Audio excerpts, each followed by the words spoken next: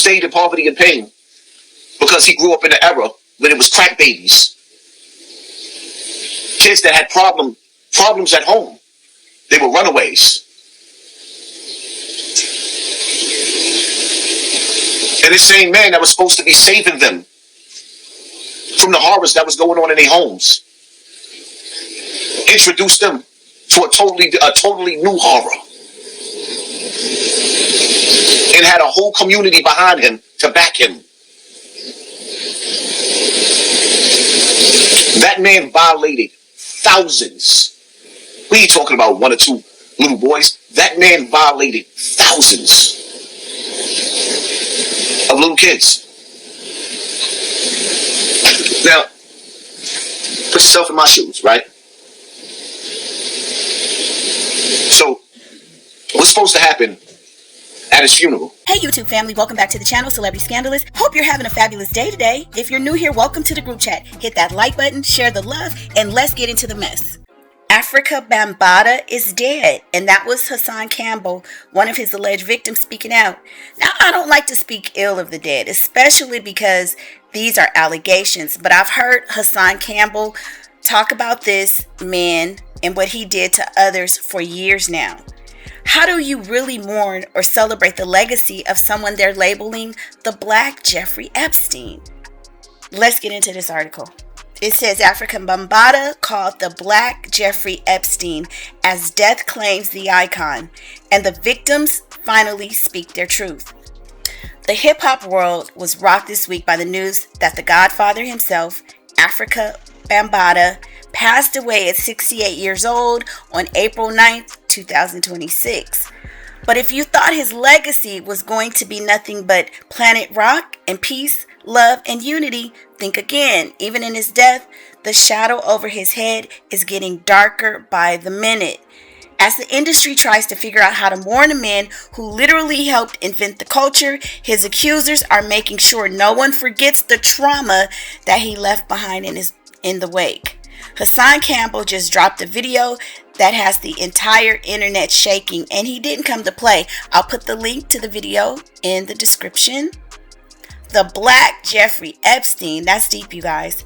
Hassan Campbell, who has been a vocal accuser for years, and that's how I first found him, went all the way there in his latest emotional sit-down. He didn't just call out the abuse, he slapped a label on Bambaataa that is guaranteed to stick.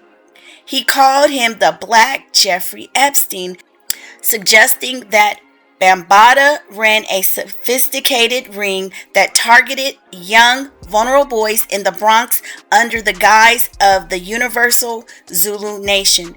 Now, why, if everybody knew this, because it sounds like it's an open secret, why wasn't there any action taken? Why didn't he ever face charges? That's what I would like to know. The comparison is heavy, and it's getting social media on fire. Hassan claims that Bambaataa wasn't just a solo actor, but that he created more bombs, hinting at a cycle of abuse that trickled down through his inner circle. And again, that's the same accusations that they made against R. Kelly. These guys don't just do it alone. There's a group of people that help facilitate this kind of behavior, and they know what's going on. And not only that, when you have a predator in the community that has access to so many young boys, they are creating more abusers. It's just a fact. But honey, the tea gets even more bitter. One of the most shocking allegations coming out now is that Bambaataa was allegedly being extorted for years. Hassan claims that people in the industry knew exactly what was going on and used that information as leverage to get paid while keeping the victim silent. Damn. Somebody was taking money for this instead of turning his ass into the FBI? If this is true, it means the Zulu Nation wasn't just about hip-hop culture. It was a system of silence and payoffs. According to the streets, people were quietly benefiting from Bambaataa's secrets while he continued to act as a mentor to the youth. Now, you know what? Even in his death, I feel like his estate and the people that are still affiliated or who participated in this, damn, can it be a RICO? I mean, who participated in this? Why can't they still be brought up on charges?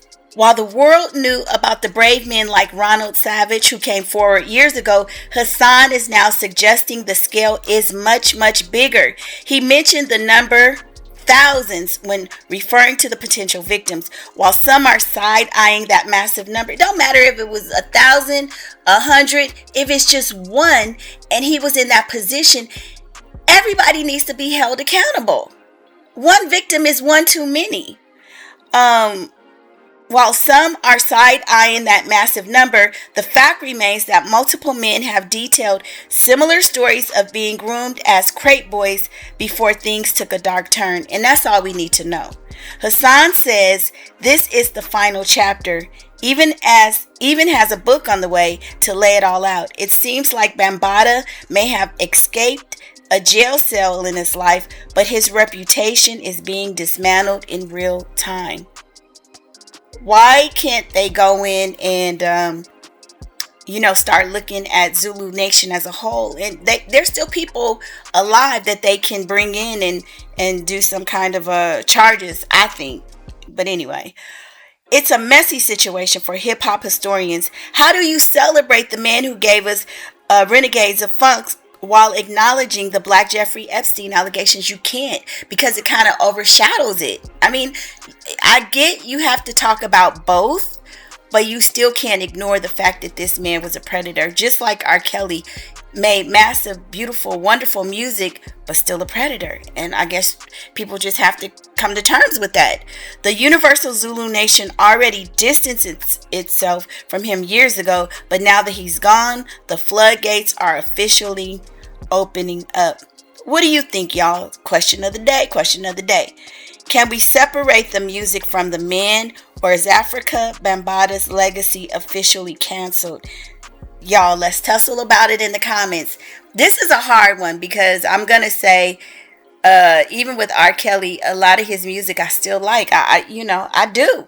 So y'all jump in the comments and let me know your thoughts. This is a tough one, but I don't think you can really celebrate this man if he was doing this to young boys. I mean, that just tarnishes everything. It overshadows everything, But y'all tell me, and I'll see you on the next video. Bye.